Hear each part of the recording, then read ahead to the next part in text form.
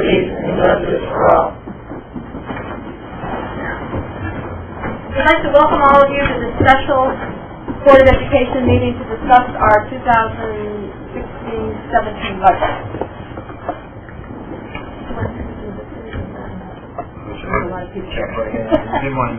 Yeah, I'd like to thank all of the RTM members, the Board of Finance members, and Mr. Stewart and Bob Rules for coming tonight, and especially all of you Waterford High School students. I'm so glad you came.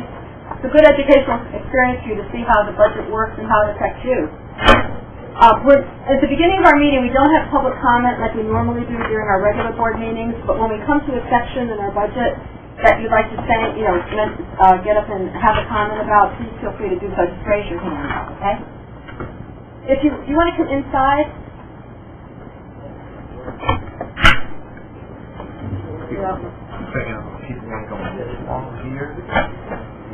Are there any more chairs? I know, we should be able to get some chairs here somewhere. Are there any more chairs?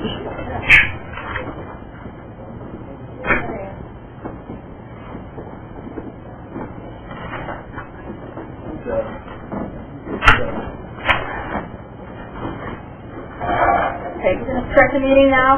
Tom, it's all yours. Sure. Good evening, Board of Education members, elected officials, administrators, teachers, and district staff. I welcome all of you here tonight. I'm glad it did not snow this evening, as I know we've all been anxiously awaiting this evening. I want to thank our excellent team of professionals for their hard work in the development of this recommended budget. From staff at the schools to our administrators, department supervisors, central office staff, all put in many hours of hard work and thought in the development of this budget. I would like to acknowledge Rob Gorley, Pam Commercia, Karen Kopek, Kathy Canamella, and Craig Powers for their countless hours of assistance and patience with my seemingly endless questions. Thank you. The proposed budget before you supports continued excellence in our schools. All the words on this cover slide that make up WPS are words from our district's belief statements, mission, vision, and values. I believe this budget is representative of all of those words.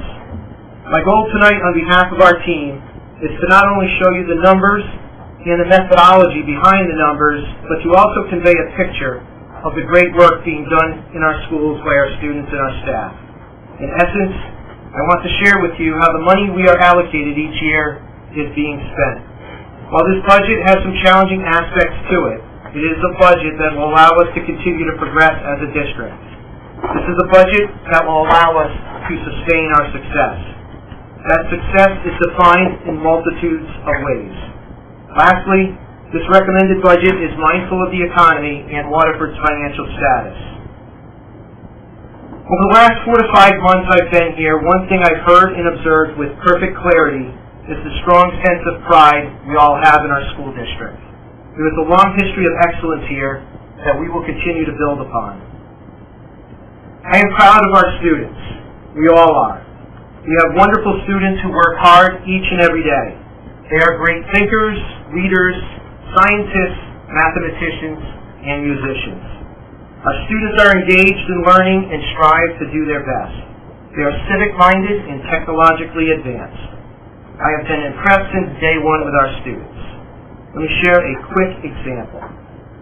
This past fall, Commissioner Wenzel, Commissioner of Education here in Connecticut, visited Quaker Hill to see the coding computer programming that we're doing at the K-5 level. Quaker Hill had received a grant to support that work, and the commissioner wanted to see that grant in action. So she spent almost an entire morning touring the school, and Principal Krista Scordia, myself, and the commissioner and several other staff were roaming classrooms, and we're in a grade 2 classroom, and there were 2 grade 2 students in deep conversation about a hypothesis they were testing related to coding. And one of our students, grade 2, says to the other one, "Well, I'm going to have to respectfully disagree with you." I'm not sure you're going to find that in too many grade 2 classrooms in this country. I am proud of our students. I am proud of our staff. We have teachers who work hard each and every day to engage students in the learning process. They put far more pressure on themselves and each other to keep progressing than any piece of legislation or mandate possibly could. We have a strong leadership team in place that I respect immensely and enjoy working with each day. Our support staff are always eager to learn more and do whatever it takes to help the district move forward. There is not a week that goes by that a parent or community member doesn't stop me and pay a compliment how welcoming and accommodating our staff is. I am proud of the dedicated professionals that I get to work with each day. I'm proud of our schools. We have 5 beautiful school facilities, and it is a great credit to this community recognizing the value of investing in its students and faculty in providing them great places to teach and learn. I appreciate the support staff who are responsible for their upkeep and maintenance. I am proud of our families, parents, and community. We have parents and families who are committed to the success of their children and are a true partner in their child's education. We often say that a child's first teacher is their parent. That cannot be more true in our community. In a very tangible way, I was very impressed with the very high turnout at events such as our back-to-school nights, drama productions, and many other district events. Beyond that, we have parents who consistently volunteer in our schools and strong community partners who assist us in our work. I am proud to work in a community where people pull together in times of need and support one another. We have much to be proud of in our community, and I know our community is proud of our schools. I believe that the proposed budget continues both our commitment to maintain a high-quality education for our students and our responsibility of judicious financial management. The goal in the development of this recommended budget was to maintain current programs and offerings and keep the district progressive. While this is a true needs-based budget, this proposal preserves class size and course offerings, a strong extracurricular program, an investment in professional development, and curriculum renewal in order to maintain and advance the quality of programs and teaching.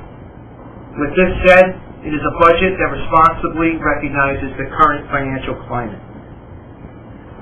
Budgets of the recent past in Waterford have had that same goal and have shown a pattern of low increases while still moving the district forward.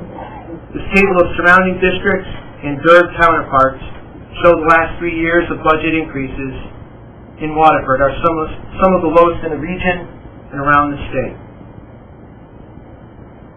This year's budget context is unique due to the potential large increase in our tuition line item. 2.28 of the total budget request, representing over $1 million, is contained in one line item of tuition, primarily magnet school tuition, which I will discuss in more detail in a bit. The entire rest of the budget is a request of 1.18, which represents an increase of just over $500,000. This 1.18 includes all contractual obligations, fixed cost increases, and budgetary line items needed to keep the district moving forward and sustain our success. If I didn't say it, I know Jody mentioned if there's questions as we go along, I'm perfectly comfortable answering them, so I know I'm on a roll.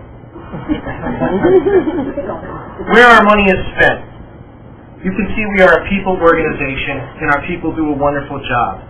77% of our budget is salaries and benefits. This is not unusual. According to AASA, which is the American Association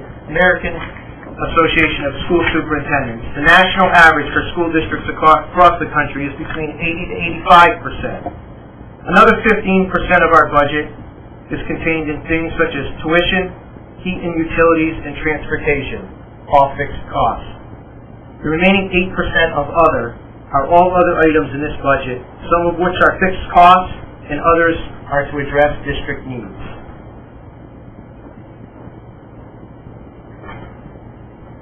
This slide represents those line items that are fixed costs and contractual increases. These line item increases are increasing due to contractual increases, rate increases, or increases due to usage. None of these line items are increasing due to a discretionary reason. All of these line item increases will be explained in more detail through the course of this presentation.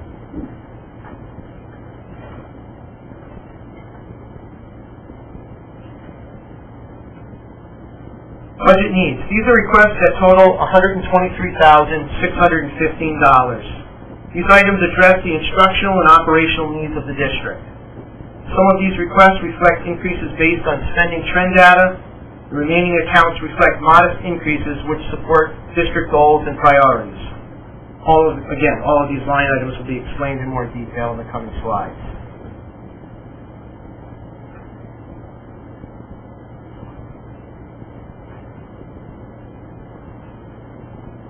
Line items reduced. These line items reflect ongoing cost containment efforts and budgeting efficiencies. We have a great team that is continually examining ways to mitigate costs. Cost containment by the board over the last 4 years approaches $3.7 million. You can find that extensive list in Appendix N in your budget manual.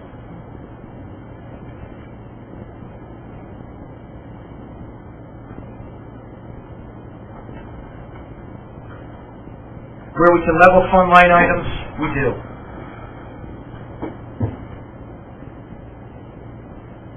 And we'll now go into line items in more detail.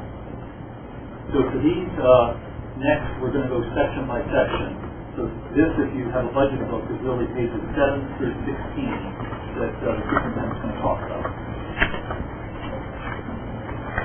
Essentially, over the next X amount of minutes, we'll be working through the budget book in a very linear fashion. Instructional services are contracted increases for teachers and administrators. There is no recommended staffing increase for next year.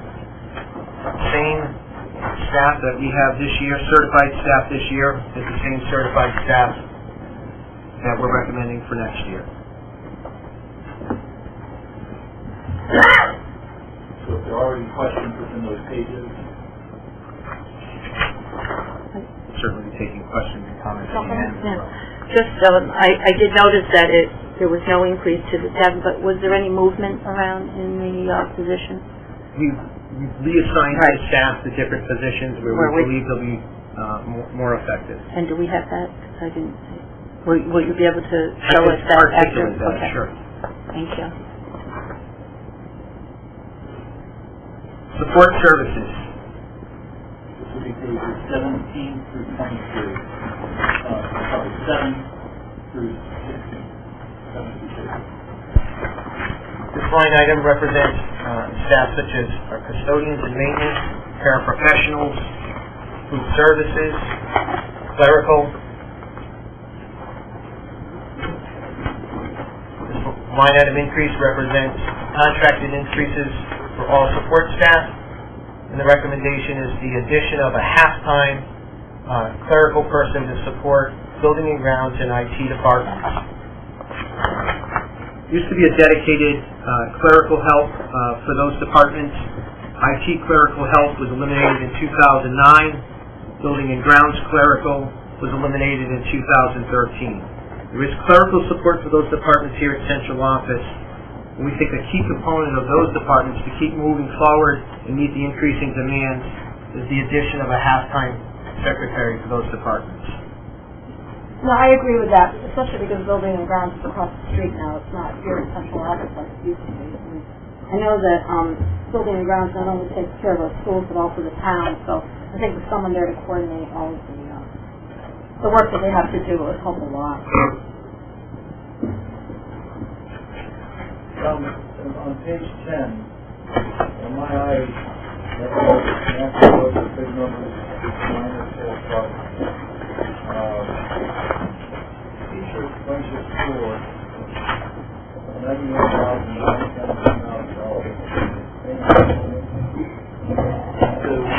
So, when we started friendship school, before that we had the PRUC program at the high school, which was our birth to student component.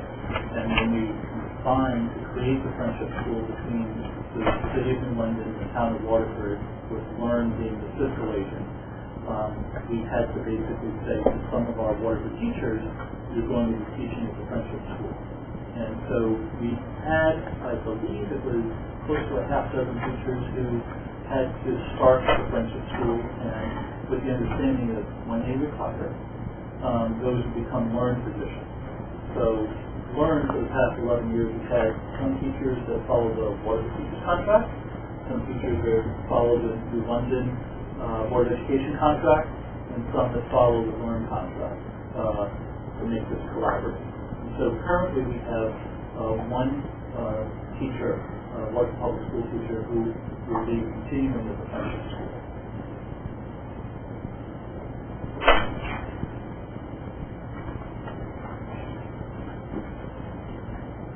Employee benefits.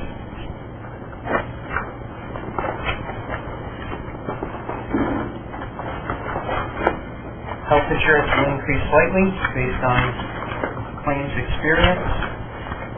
We did see some savings in life and long-term disability due to a new contract signed this past summer. You'll notice unused sick and retirement incentives are down. That is due to fewer retirements in the district. There were 12 retirements last year. There are only 8 this year, hence those line items being reduced.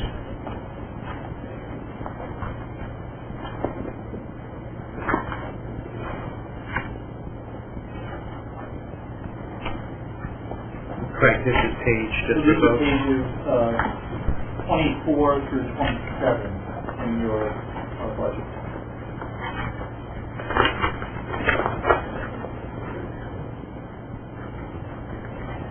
Contracted services.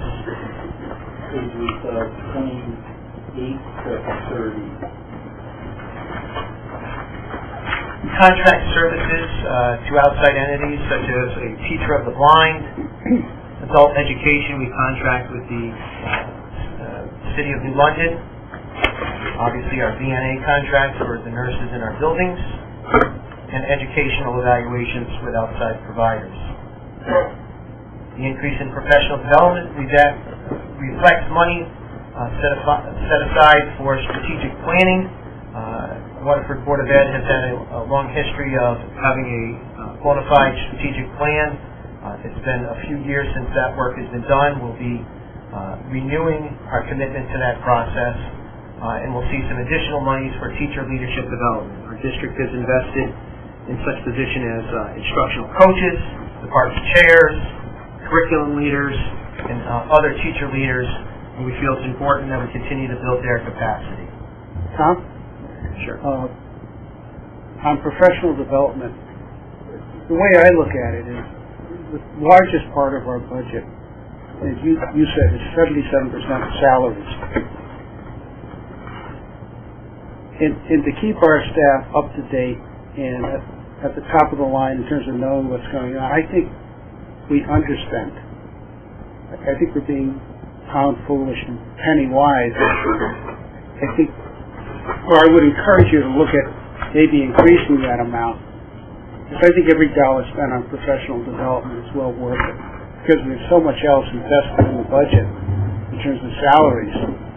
To not give these people every tool that we can possibly give them in terms of staying on top of their game, it makes no sense to me not to do that. And I wonder if we're spending enough. I agree with everything that you said, and certainly we could certainly put more money to good use investing in our staff. There is no doubt about that.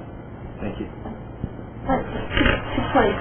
Professional development, I agree with Ray, but also I think we save a lot of money because we're able to do a lot of it in-house. We have a lot of teachers already here that are able to give professional development to other teachers that need it.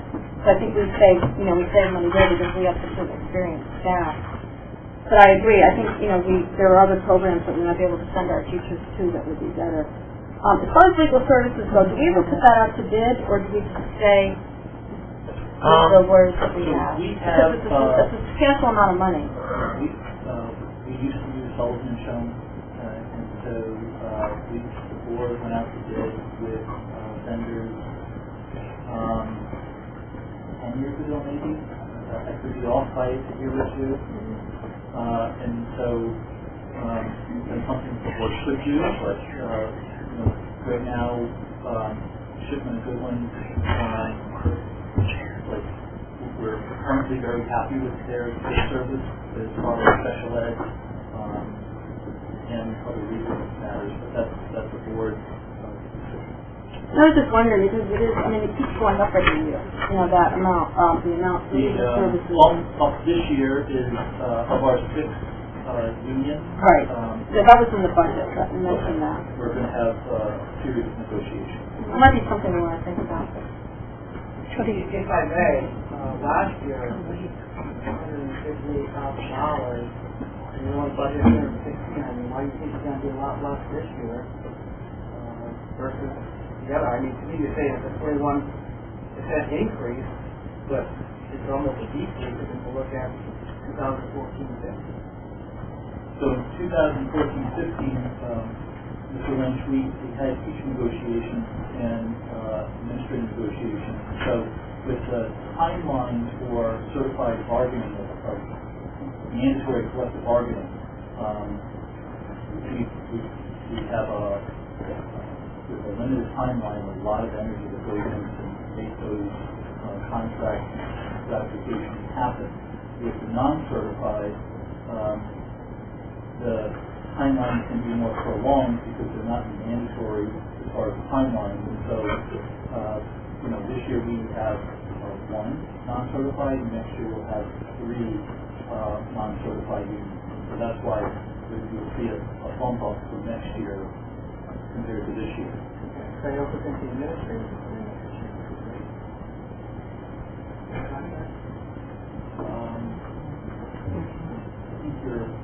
You're out.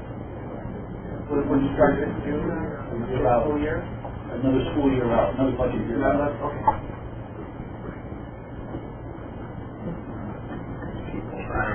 Oh, sorry. Go ahead. Actually. Is the strategic planning under the same category as the development of teacher development? Do you contract that out, or do you handle that in-house? Strategic planning, we'll hire an outside facilitator to assist us with that process. And is that a bid, or is that somebody that you have in mind? We're in the process of, we've contacted 5 vendors, 4 were interested in the work, and we have a committee of folks meeting with each consultant and, putting them through a process. Any other questions? Jody. The new USDA guidelines require training and development of the food service division as part of their professional standards needed with the programs of the national government. Does the professional development include that, or is food services taking care of that in their own budget?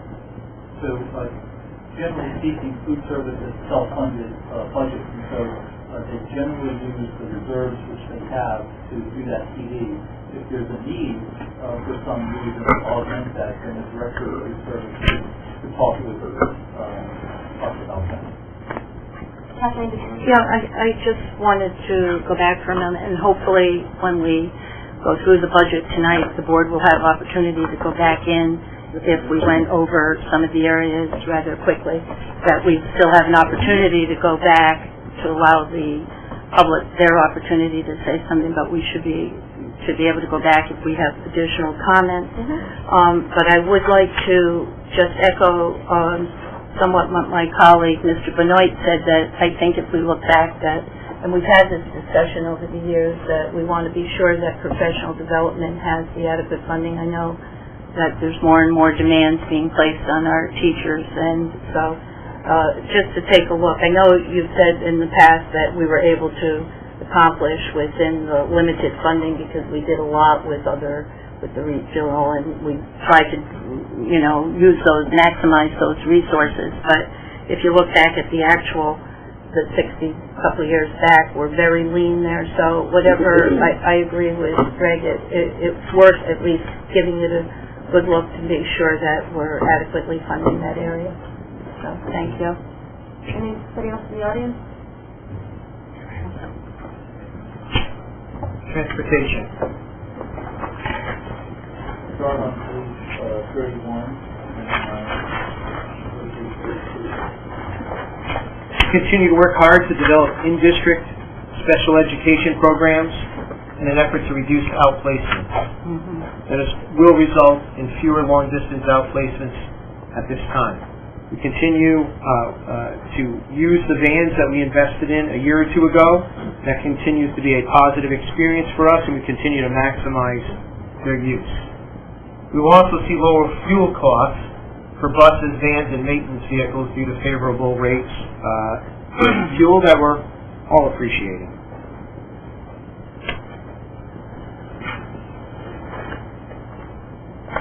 Insurance, we carry a variety of insurances for the protection of the school district.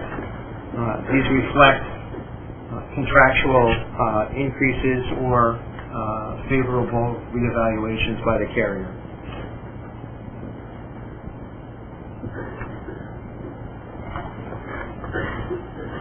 Communications.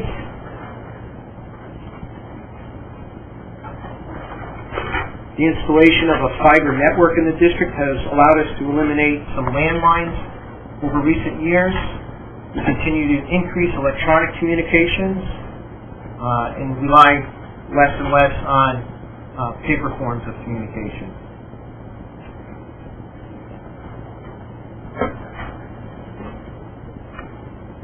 Tuition.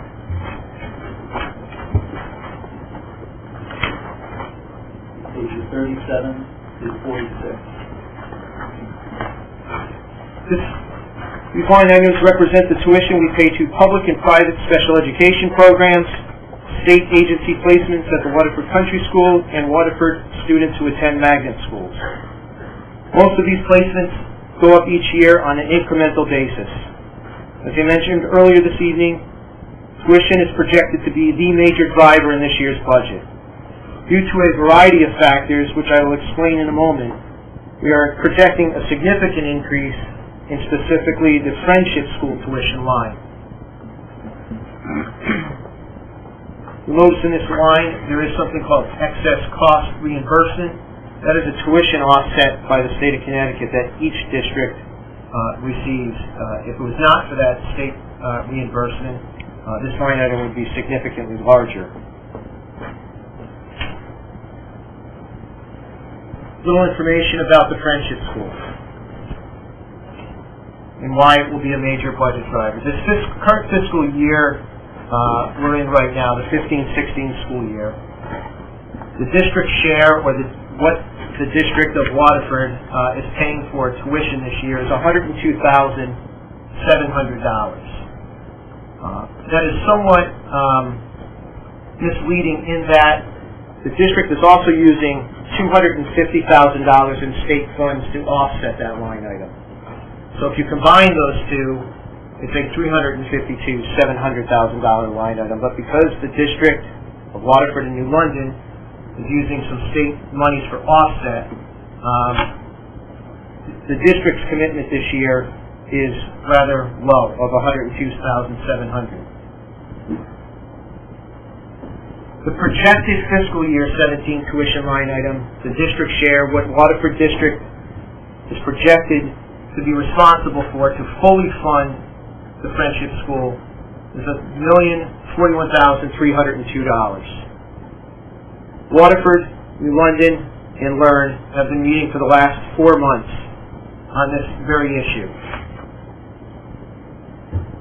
This projected increase of $938,602 represents 2.07 increase to our overall budget.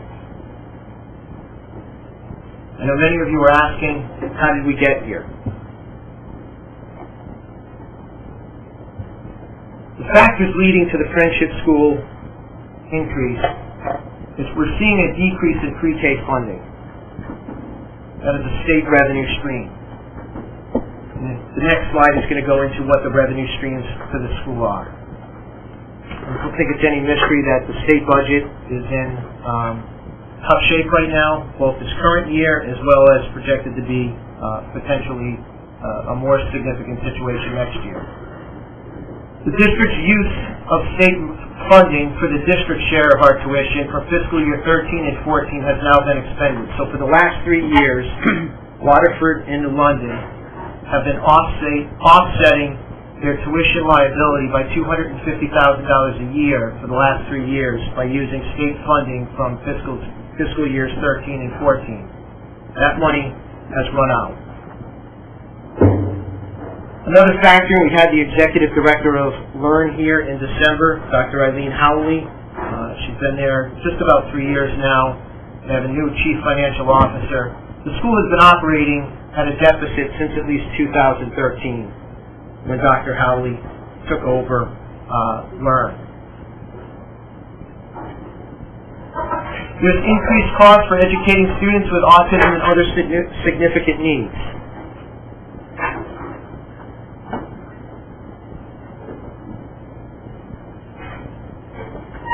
The other state revenue stream to the school is magnet funding. That has remained level at $7,900 a student for the last 5 years, despite increased costs to educate students. So the cost to educate students goes up, but the main funding stream from the state stays level at $7,900. That gap between the state reimbursement or the state offset and the cost to educate students continues to widen. There's also a state statutory requirement that the school become accredited by the National Association for the Education of Young People, or NIAC. That is, I think, going to be a topic of conversation at the Capitol. That will be a cost item for the school in terms of PD, accreditation exercises, time for teachers out of the classroom, and things of that nature. So those are the 6 major factors leading to the projected tuition increase at the Friendship School. This slide shows you the funding streams for the school. State magnet funding, as I mentioned, $7,900 a student. That's a constant. I'm hopeful that it remains at $7,900. There was significant recommended magnet cuts by the governor yesterday, but I'm hoping it remains level at $7,900. That $7,900 is a constant, and it's been level for 5 years. The variable on this chart is the state pre-K funding. When that varies, that has a direct impact on the district share. When state pre-K monies have come in, such as in 2012, 13, and 14, that has reduced the financial obligations of the sending districts of Waterford and New London. When that state pre-K funding reduces or decreases, the obligations of the individual districts increase. There's a direct correlation between those 2 funding streams. Pre-K funding did not exist before the 2012-13 school year, so Waterford's contribution to the Friendship School in 2011-12 was actually higher than it is this current fiscal year.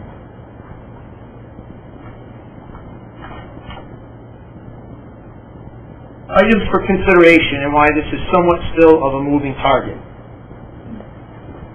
The state pre-K funding for 15-16, this current school year we're in, is still unknown. So a budget for the school was developed a year ago, 12 months ago, as we're sitting here today. Budgeted based on an expected pre-K reimbursement or revenue stream from the state. That money has not been released in this current fiscal year. Obviously, if that money doesn't come through, the school will be facing another significant deficit. State pre-K funding for next year is obviously unknown. You don't even know what it is this year, so to build a budget or project out makes it very difficult. To give you some historical perspective on what these pre-K funding levels from the state have been over the last 3 years when this revenue stream has existed, you see 2 years around $1 million each, and then last year $589. This year we don't even know. No funds are released yet. The executive director of Learn is indicating that she has heard there could be, or to expect, some level of funding. I don't expect it to be higher than $589. Certainly don't expect it to be anywhere near $1 million. What does pre-K funding look like for next year? Preliminary information from Hartford as relayed to the executive director is to plan on no pre-K funding for Friendship School in fiscal year 17.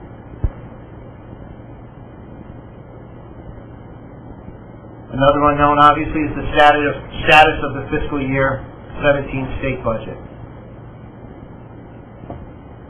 There's a governing board meeting that will be held on February 22nd for the school, where the school's budget will be gone over in much more detail, and a solidified decision around funding by the sending district will be discussed.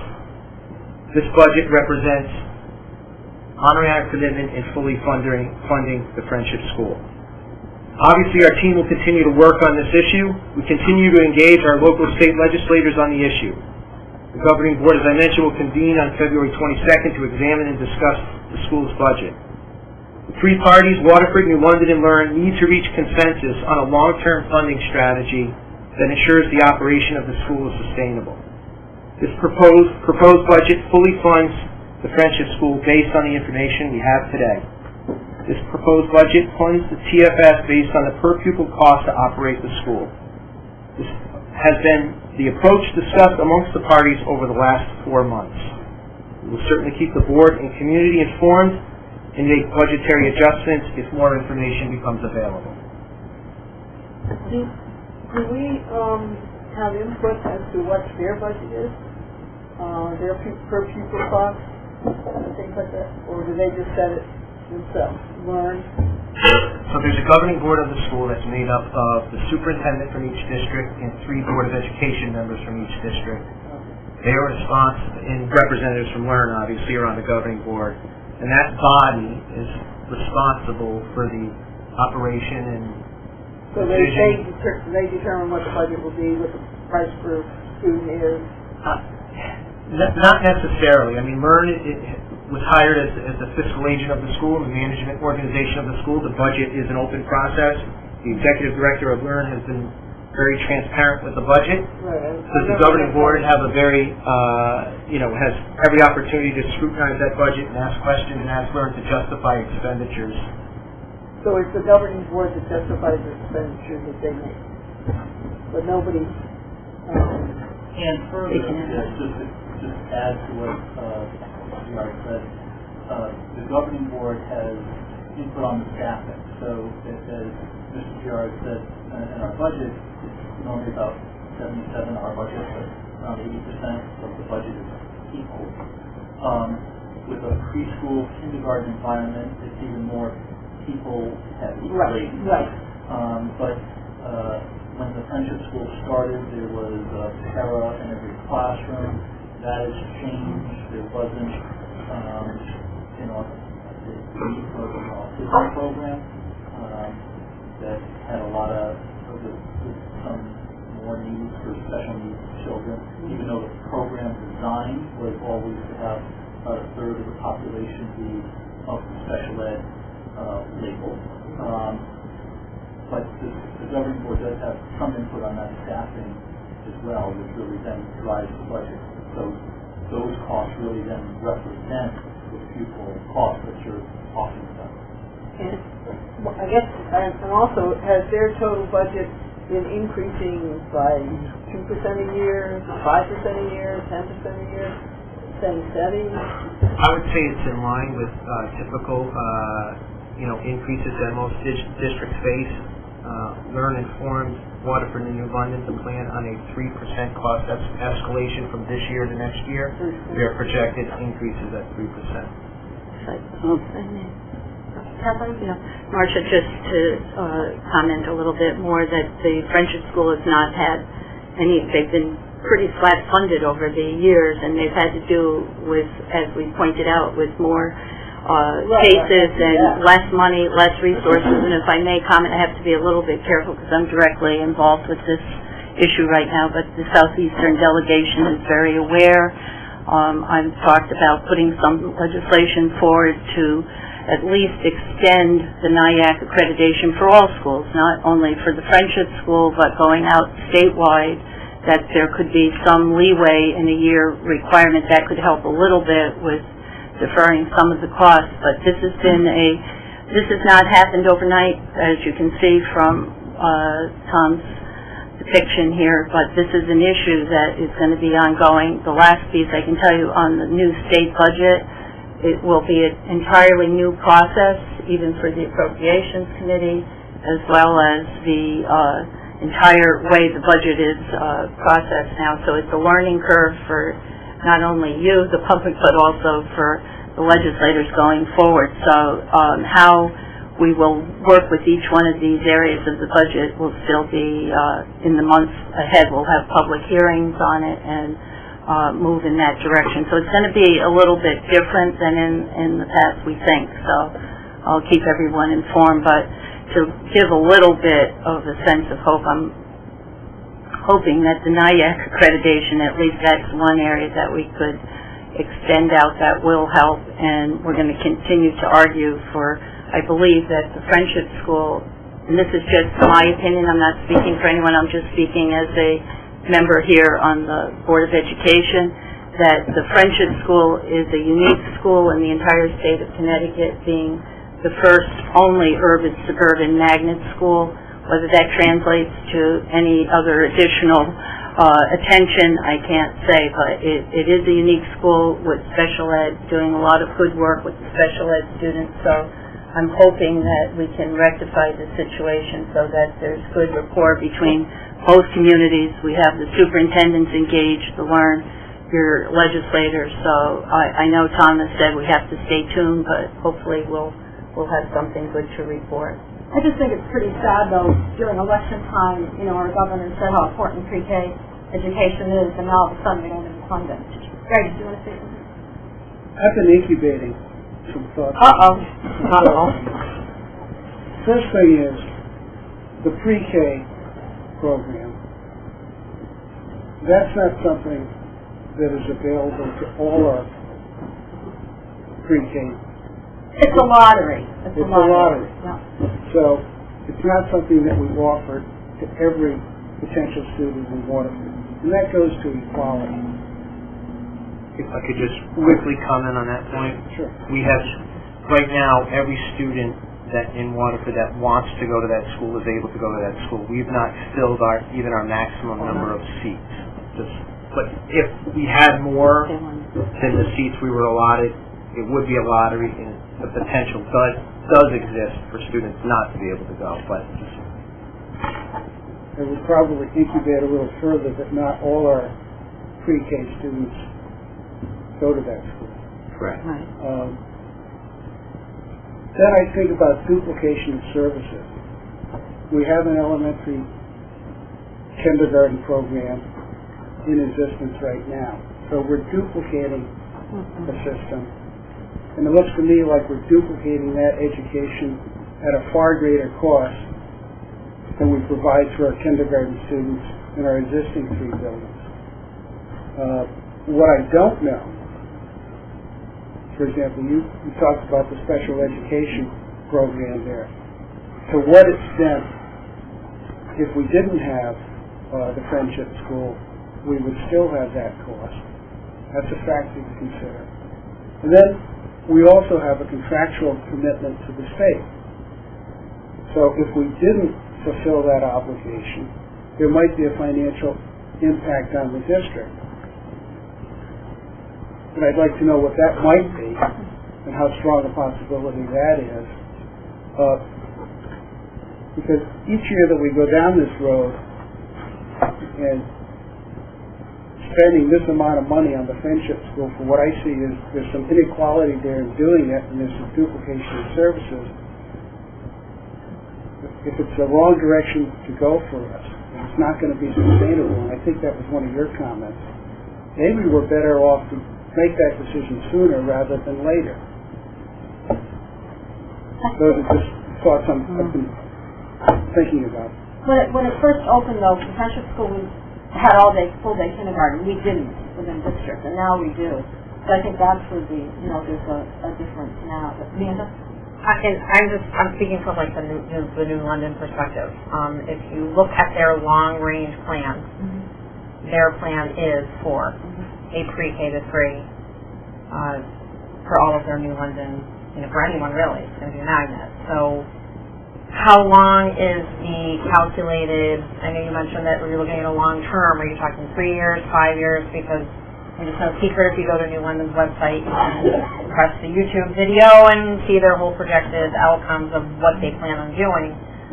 At what point is New London going to say, we're all good, we have our own thing going now, we're not going to take part in this at all?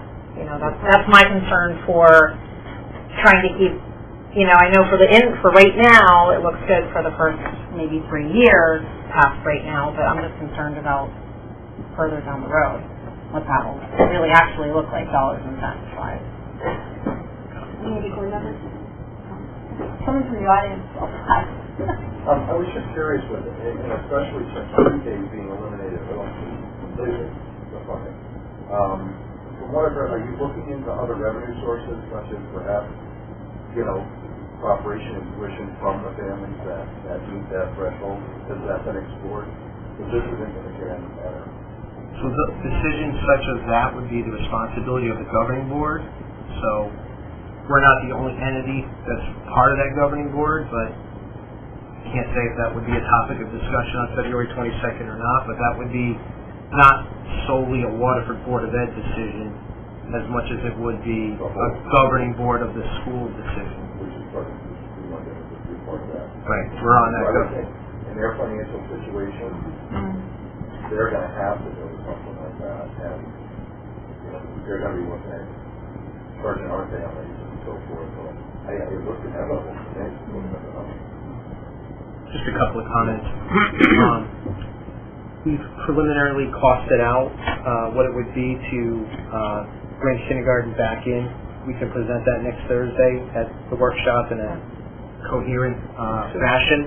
So we'll have that information for you, as well as special ed costs. If we were to pull the special ed component out and do that, we've costed that out ourselves as well. So we'll be prepared to present that next Thursday.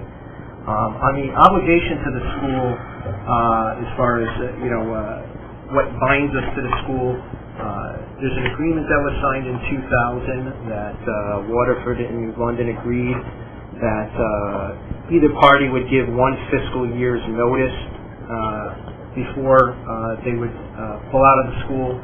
The other factor to consider is when the school was built, it was built at 100% cost to the state of Connecticut as a magnet school. If it ceased to become a magnet school, it's conceivable that the state could say, minus any depreciation, obviously, I would think, I'm not a lawyer, that it's no longer a magnet school, you've not fulfilled your obligation. The original commitment to it being a magnet school was 20 years. That expires in 2023. Certainly, if the board directed us to do so, we would certainly investigate that with legal, which we've not done yet. But so there's one fiscal year's notice that is in the agreement that was signed, but also the unknown is whether or not, if it ceased to be a magnet, we didn't meet the 20-year commitment, is there repercussions as far as it being built at 100% cost to the state versus the local districts? Do we know what the cost was of that improvement? I know we know, but that's something you might want to... Jay? What's the instruction? To build the Friendship School back... 22 million. 22 million. I was going to say 23. Okay. That project still has a cost. Yeah, it is.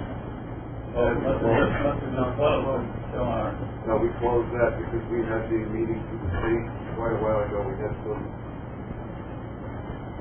ineligible costs that we had to work out. Still shows up on our financial results. I think that was closed before approval. I'll have to check.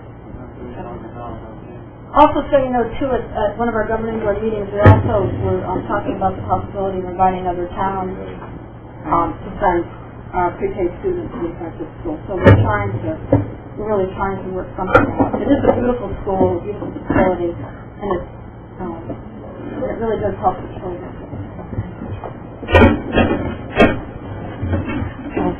Somebody's still. Any other questions or comments from the audience? Have we looked at changing maybe the designation or the title, like instead of magnet charter, or instead of, is there a way to sort of... That'd be a legislative decision. Well, but maybe possibly looking into that so that the financial burden is not so great. To both towns. It wouldn't work. I mean, it's just... It's worth looking into. Any other comments? Yes, sorry. So currently, what's the utilization of water for school? Like, is it a 50-50 split? I mean, is that the ideal? Sure. Currently, the makeup of the school is 45% Waterford, 55% New London. Okay. And then, so each year, conceivably, there's an equal amount of spots open of both Waterford and New London.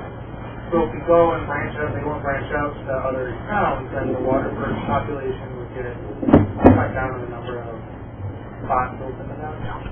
Currently, what the state regulations say is for a magnet school, no party can exceed 55% of the makeup of the school. So London's at the max right now at 55%.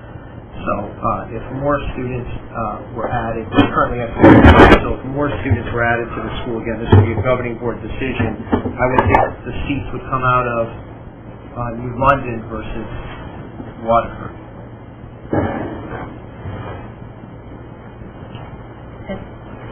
If we did decide to invite other towns, do we have the capacity to accept them? Would we have to then deny Waterford and London people? It's just something that we We would. The school is at max capacity, so it would not be just a matter of adding more kids. It would be reducing students who go there. Moving on to other objects in the budget, we're at purchased services. Page 48 and 49. Slight increase in travel. One of the increases in this line item is due to our recommendation, our being the administrative team, that we convert fencing from a club to an interscholastic sport at the high school. Currently, as a club, those students provide their own transportation to other matches. Is that the right term for fencing? That was a good guess. Fencing matches. My recommendation as a representative of this team is to convert that to an interscholastic sport. There would be a slight increase in the transportation of athletes to those matches. We budgeted 10 matches for that club. Instructional supplies. Most line items in this object are level funded. There are some increases to account for toner and ink increases. We are looking at efficiencies in this area. We're meeting with a vendor at the end of the month to look at that area. You see some slight increases in software for several products. Schoolgate Guardian is our visitor screening system that is now fully operational in all of our buildings. RTI Direct to help us with the instructional needs of our students. Part of that increase is some of that was being funded out of a special education grant. We're now moving it over to regular. It's really a regular education initiative and putting that in our regular education budget. And Gaggle, which is part of our security features for our network. Yeah. Can I just ask, I think I asked this before last year, but I'm curious as to how all of the software that we use in curriculum development and in the different software, how is that decided upon, and how do you keep abreast of all the latest and the newest pieces of software out there, and is there ever a determination on what's working best and where we should go for the future? Sure. So, with software, we're talking about the curricular, which is just 1/3 of the software operation. Curricular software is evaluated for its usage annually, internally, to see are the teachers and students using it. And when we think that the usage is low, we really then have conversations to say, do we really need this piece of software? To add software, we have a policy on instructional materials. So there's kind of a process in place in that policy for which then the person that has an interest in something will have it reviewed by the building principal, the technology team, to make sure that it fits well, and then ultimately at my level for approval to make sure that it fits within the instructional experience that we have. So really any teacher can have input to have what's the latest and greatest, and that allows then us to be at cutting edge, because collectively I think we all have a piece of that responsibility. Thank you. Craig, also a lot of our new textbook adoptions come with a lot of software that goes along with it, right? Yeah, so electronic textbooks would be in our curricular or textbook account. That's not included in this? And No, that's why I wanted to kind of just address that. And usually, when we do a textbook adoption, we work with the vendor to do a 8 to 6 year buy on that electronic resource because it should mirror the paper textbook that we used to use. But in addition to that, there are then some software programs that come up through the curriculum renewal process that then is vetted and is in the same process I just explained to Representative Carter. We're going to be talking about textbook structure. I'm sorry. On line item, object 11, there's 2 lines that show significant increase. Classroom supplies and typically testing supplies. And testing supplies is up nearly 50%. I believe that line item specifically, and Robert, correct, jump in, that refers to some ELL testing materials as well as special education testing materials, and those costs are going up, but I don't want to misspeak. So, Rich, you're right, the 48.88% has a dollar amount though of $3,500, and that's special ed protocols, so the risk or the intelligence test just now, the Woodcock Johnson just now. So for example, the Woodcock Johnson is $15,000 to replace those in the district. So it's pretty significant when you have to replace tests, and they're pretty much renewing them 3 to 5 years. And of course, when a special ed student identifies, we want to use the right protocol. And so we have to have those protocols in place for our special ed staff to use those. So that's the confidence of that increase. Specific to those tests, those are proprietary, and there's only one game in town. With those, that makes it very difficult. Okay. Operation and maintenance of buildings. On pages 56 through 61. This category, I think, is mostly good news. We're seeing very favorable rates for fuel oil, natural gas, and propane. We will see increases in electricity, as you will as a homeowner. There's no doubt about that. And I think when you look at maintenance supplies, we take a very strong approach to preventative maintenance, and we have solid buildings, and we want to keep them in that way and avoid future long-term high costs. So maintenance supplies reflects our commitment to a strong preventative maintenance program. Any updates on use of solar energy? It's something, currently we have one building with solar capability. That's Quaker Hill. Not an expert in this area. That's a 20,000 kilowatt system. Certainly, 2 people to your left is our new finance director. That is something that will definitely be on our radar. I mean, I think those things need to be looked at. I think we have some buildings, just the way they're constructed, i.e. Clark Lane. I mean, that's a relatively flat building. That should be, again, I'm not an engineer, that should be fairly simple to put solar on. It's flat. So those are things we're definitely going to look at. Mr. Mancini, our new finance director, comes with a background in, a strong financial background, and we'll be looking at those efficiencies. So absolutely. Of course, last year, we had tried to have solar panels installed at the high school, and that was denied. And we haven't had any, I don't think, any more communications from the Board of Finance to encourage us to go down that road again. Thank you. That would not be something I was aware of, so thank you. Board of Finance said we did not want to have additional additions to the school construction project.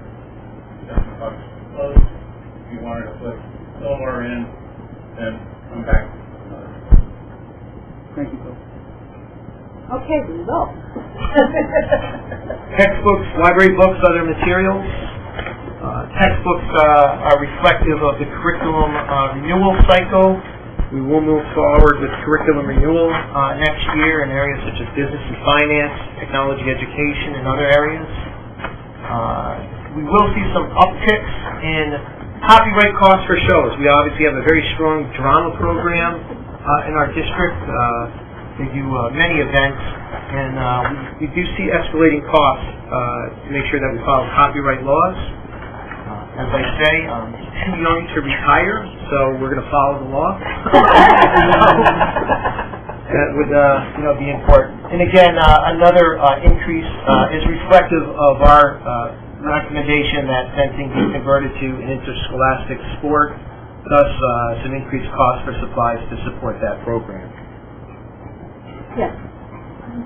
Hello. My name is Atlanta Amadeo. I'm a parent of three children at high school, a 14-year-old, 15-year-old, and an 18-year-old.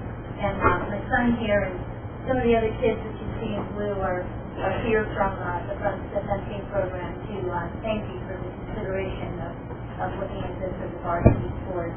I've had the last 9 years of my children having the benefit of being in the Waterford school system, and they've taken advantage of a lot of the great programs and activities that you funded, so thank you for doing that.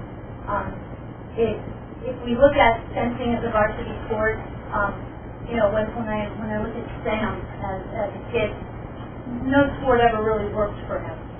He tried football, he tried baseball, he tried a bunch of different things. But on the first night that he came home from fencing, he was like, I found my sport. We see an increase in collegiate fencing. We see the United States, going to Olympic fencing. It's a great sport, and it's really gaining momentum in the community. So we sincerely appreciate you considering this, funding choice, and we're grateful. Thank you. I joked with Mr. Hauser on Tuesday. We got together as a team and went through the budget, and I joked with Mr. Hauser if he would be coming forward with jousting next year. So. Well, we are the Lancer. And I was impressed to see there's 31 students. That's more than some of our other varsity sports. Well, we've grown exponentially this year. It's been the first year that I've ever been involved in it. I didn't know anything about it when I first came on board. But the team here, the people here, the coaches here, and the parents, it's really a family and a community that's incredible. It's been a great experience for everybody. I've had the opportunity to see you practice out in the hallway in person with our basketball. Nice bunch of students. Your equipment, you look in your budget book, right, pages? Page 74 through 76. Great. You'll see, let me flip to that so I know where I am too. I think one of the big takeaways or important takeaways in this area is the equipment under the tech plan. The board approved a 3-year district technology plan at the last board meeting. That is reflected within this category, within this object, that we continue to move forward as a district in a technological way. There's decreases in other line items. That's why you see such a small, on a considerably large line item, such a small increase. We've been able to find efficiencies in other areas to allow us to implement our district tech plan. And also some increases in musical instrument repair.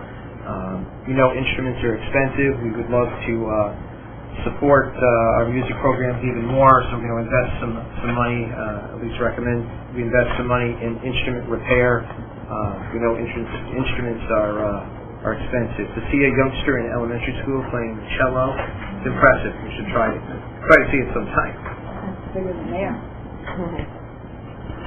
Dues and fees, relatively small increase. Some of this is due to a cost of increased existing dues, but we will see several new dues. Principals attend roundtables, discuss best practices in the area, join the Connecticut Library Consortium, and the National Association of Elementary School Principals.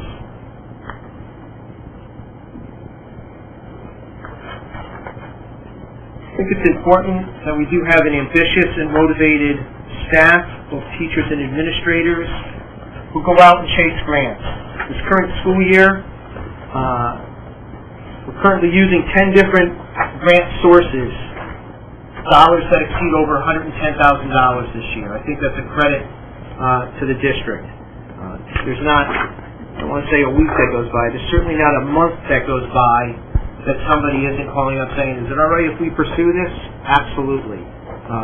The Waterford Education Foundation remains a strong partner in funding some of these grants. Other grant sources include LEARN, the Connecticut State Department of Education, Target, the Barnes Foundation, the Connecticut Association of Schools, and others. This is an area we'll continue to pursue with tight financial resources and other funding revenue streams. This is important money for our students. Future of learning is now. What this budget will help us move forward. Continue to integrate technology across all areas of the curriculum. I mentioned we'll continue with our curriculum renewal cycle. Areas such as business and finance, and technology education and engineering, social studies, and continue to expand blended learning opportunities. Continue to enhance our transition programs between schools as students enter middle school and high school. We will see the expansion of AP and ECE courses. AP Statistics added this year. Next year we look forward to adding ECE, that stands for Early College Experience. That's students who take a high school course and get college credit for it. This requires very skilled teachers. Teachers are very well versed. Many times it requires them to receive specialized training that they wouldn't otherwise need for the typical high school course. We'll see the addition of ECE Chemistry, Environmental Science, Advanced Drawing, and Grade 11 Writing Seminar. The credit to our staff for pursuing those, even greater credit to our students who continue to challenge themselves. We'll see the expansion of Summer Academy at the elementary level. It's a long existing program here in Waterford. We're already looking at ways to enhance that and expand credit recovery options at the high school for students who may not have been able to achieve what they needed to achieve in 180 days, providing them opportunities to graduate, hopefully on time. Continued expansion of social and emotional supports, which has been a long-standing goal of this board and this district. Continue to look for ways to support that well-being. We know students are not socially and emotionally grounded when they come to school. Learning is difficult. Strong arts, K-12, support for band and orchestra instruments and repairs is reflected in this budget. Continue to look for ways to increase world language, whether it be online or in person, technology and art electives, and again, for the addition of fencing at the high school as an interscholastic sport. Yes. I'm Kathy Mason. I'm the coach for the fencing team as it is now. I just want to thank you for considering funding fencing. Fencing draws a different population of students. We're not going to compete with basketball, football, but we attack a different population to expand the athletics in Waterford. And I've seen time again every year, freshmen coming in, they have no confidence to exceed their peers, and within 4 years, they gain so much confidence in observing athletic skills. Thank you. Thank you. Creating schools of tomorrow, today. I told you how proud I am of our staff, students, and schools at the beginning, and I want to end on that theme as well. Each community invests a considerable amount of money in their schools because an investment in schools is an investment in the community as a whole. Our team felt it was important to highlight some of the wonderful teaching and learning that is happening in our schools each and every day, to give people a glimpse of the very tangible aspects of a budget, a glimpse into how a budget translates into teaching and learning. Rigorous instruction. We have great work going on in our classrooms. I happened to be over at Oswegatchie today with several other central office administrators, Mr. Powers, our elementary principals, and to see Reader's Workshop in action and to see youngsters in second grade talking about their reading and writing, and it's just fantastic. Continue our curriculum renewal cycle. And again, continuing to build the capacity of paraprofessionals. They serve an important part in our district. We want to make sure that they have the skill sets and the knowledge to help the students the best that they possibly can. Technology and learning.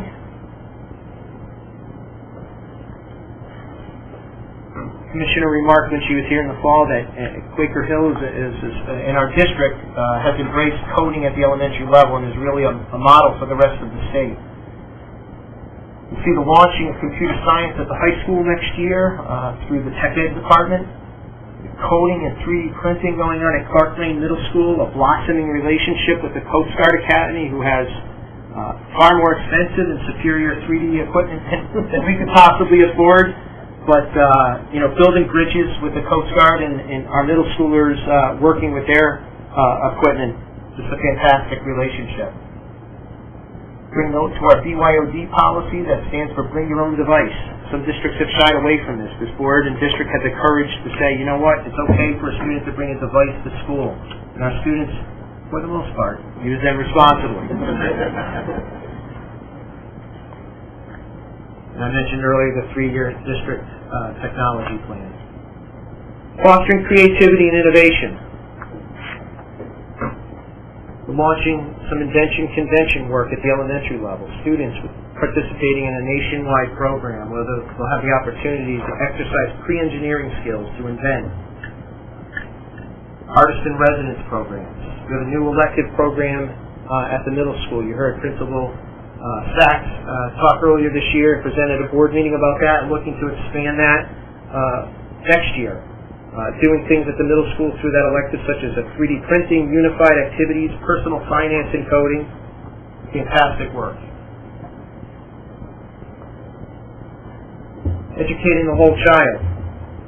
Consistent priority of this board, as I mentioned, has been to support that social and emotional well-being. You heard a brief presentation earlier this year about the good work at the high school going on through the Positive Foundations course and supporting students who may be having a tough time learning and working with them to develop skills to be able to learn and to graduate on time. Have our very successful Avery Point transition program for our students who are 18 to 21. Previously a service that was outsourced to somebody else. It's our staff working on the Avery Point campus.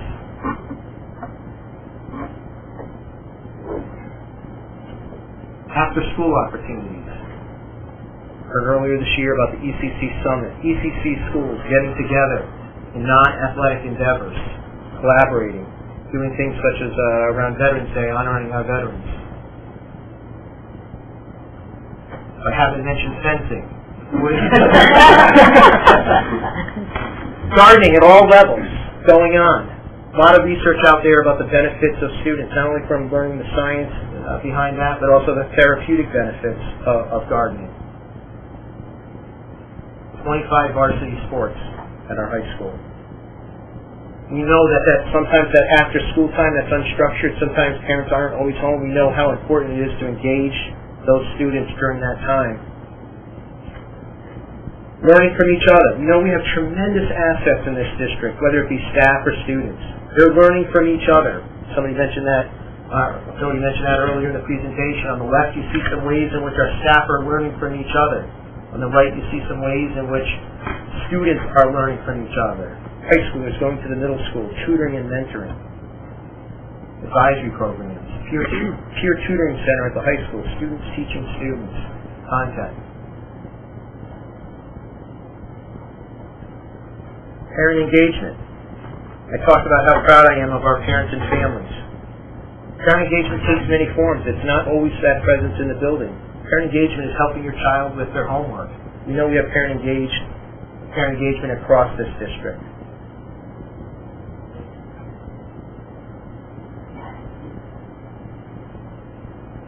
How do we know our parents are engaged? Because they told us. This is some survey data from last year. Parents positively state their child is safe in our schools. Our academic program is supporting their children. We have a challenge and rigorous curriculum. They feel we're meeting their child's individual needs, that we communicate. They notice our staff is enthusiastic. and probably most importantly, our parents feel welcome in our schools. We have strong community partnerships. It's cliche to say it takes a village to raise a child. We've heard that 30 years now or whatever, however, but it's true. It does take a community to educate a child. We have many strong partnerships, great two-way partnerships with many. This is not meant to be all-inclusive, but great partnerships with our town and community.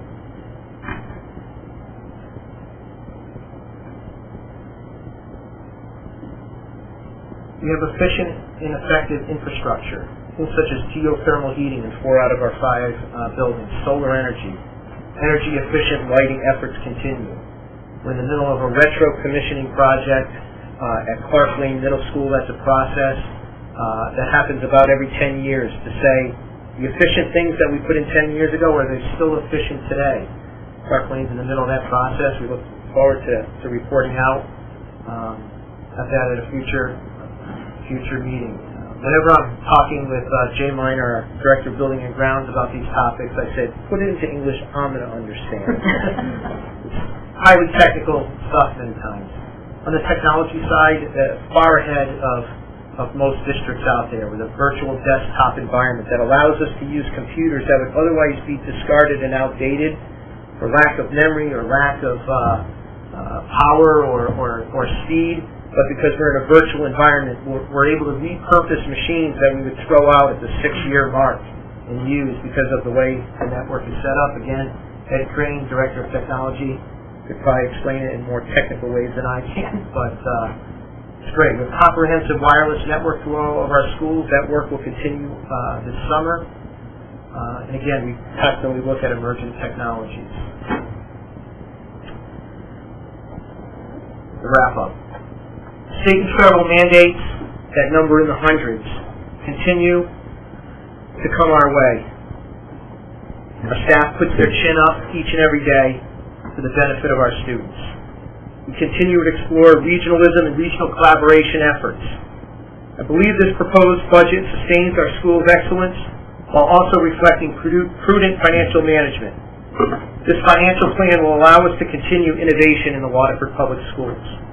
This budget was developed to be mindful of the general economic context we live in, but also address our need to continuously improve our educational program with the resources to support it. I look forward to our continued discussion. I look forward to sustaining our success, supporting excellence and innovation while being responsible. I thank you for your support and believing in our staff, students, and families. That's all I got. That was very good.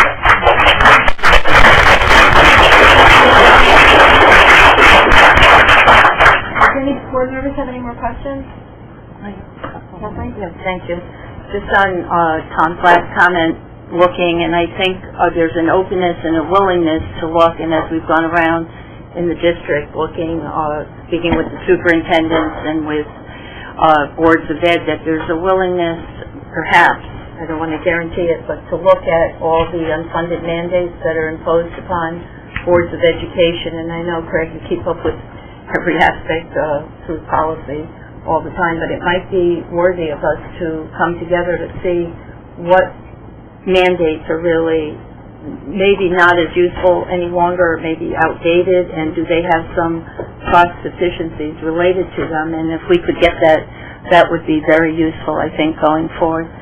The other piece, if I may just say, I know and I appreciate the budget and a lot of the detailed work on where our other funding is coming from with some of our grants and money's coming in right at the back of our budget. But one thing I always like to look at, I'm sorry to say, but just at the high school level, I know over the past years, and I think this question is repeated, just we had, in the upper, some of the algebra and the calculus class, although the AP calculus was great, way above the state scoring, so I'm sure it's doing well. But just for some information, I'd like to just see what the class size. If you look down in the elementary schools, all the class sizes look very good. But just at that high school, mostly in the math department, I think it was that we had some high numbers back, and so just just not saying anything, just curious. Sure. Thank you. Present that next Does anybody from the audience have any comments or questions? Yes. I'd just like to say, I'd like to see more things go up today. I can use my own experience, car insurance. If after you have a company for 3 or 4 years, what's going on with this rate? You call out there, all of a sudden you get it a lot cheaper. So I really think that before Washington becomes another state of Connecticut, we find that we have to do some serious cutting. Perhaps it would be advisable to go out there and maybe find out how much bus transportation is, how much is legal, how much is insurance, and really get bids out there. And then the other thing too is perhaps maybe somebody could be a little bit more in charge of grant writing or getting more grants. It was just in the paper that guys was looking to give out more grant money. I know they were saying a maximum $10,000, but $10,000 certainly starts making a dent in a lot of these things that we're taking a look at. So again, I don't want to see Waterford here 2 years from now, 3 years from now, oh, look at this, it's just like the state of Connecticut. As we know, it's in rough shape.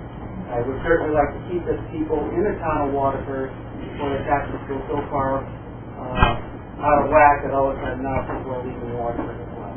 Okay, I'd like to make a comment.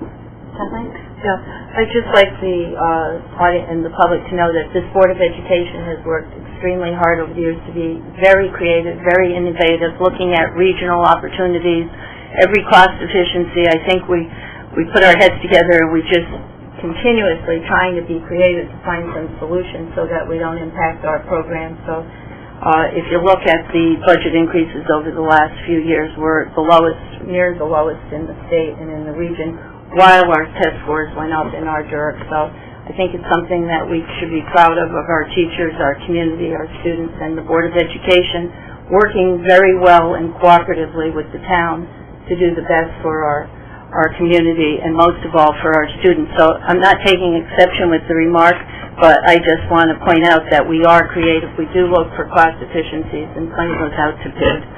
So, thank you.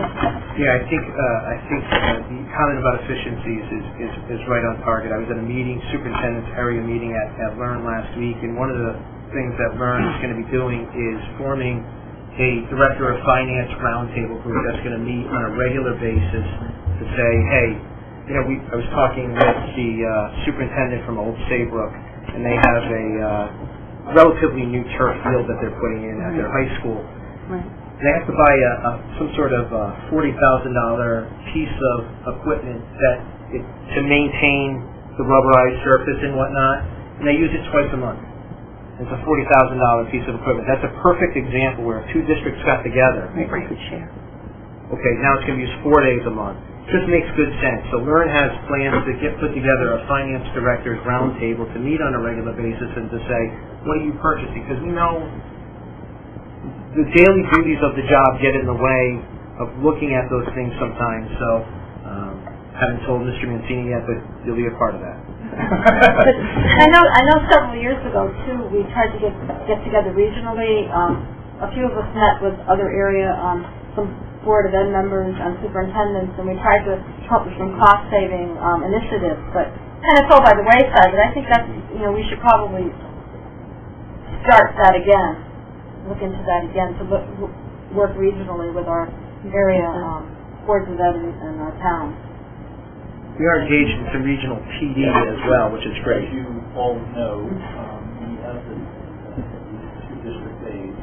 We're engaged in regional PD with a collaborative calendar through all the learning districts, and that really helps, if you will, the smaller groups of teachers to really then have this collaboration amongst all the students. It's hard to plan for, successfully plan for like 30 different unique communities. The original concept helps us with what we do with school psychologists and our teachers. We were able to also save money regionally because we were on the same, basically the same academic calendar now. So we were able to save some money with transportation. Waterford said, I think, $22,000, but other area towns were able to save a substantial amount more. So, and it really is worth it to try to work regionally with our neighbors. If I may comment to that, Jody, just as we're looking to find more cost efficiencies and to look for our own boards, so some of these other boards can learn from how we consolidate with buying the special ed transportation vans and how that has realized some really significant savings over the last years. I mentioned it one day to someone. They said, "Oh, we'd like to learn more." So this is exactly what we're saying. We need to all continue to communicate. Communication is very important. Anybody else? We're going to be back here next Thursday. Obviously, board members or anybody, town officials, public, has questions between now and next Thursday, certainly feel free to send them my way to my office. We will address them next Thursday, if not sooner, but certainly address them in public next Thursday. We have some to-do things came out of tonight that we'll certainly be prepared to discuss next Thursday as well. I plan on doing a brief recap for any new public that shows up next Thursday. We wouldn't go through the whole thing again. It'd be more of an executive summary, addressing any questions, and certainly taking any direction from the board on adjustments they would like administration to consider. And before we adjourn, I'd like to thank all of you for coming, and especially the high school students. It's so nice to see you in our audience, and all of our town officials. Thank you for taking the time to come and learn about our budget. Have a motion to adjourn? Ann's not here, so somebody else. Okay, Lisa, is there a second? I'll second. Okay. All those in favor, please signify by saying aye. Aye. Anybody opposed? The motion carries.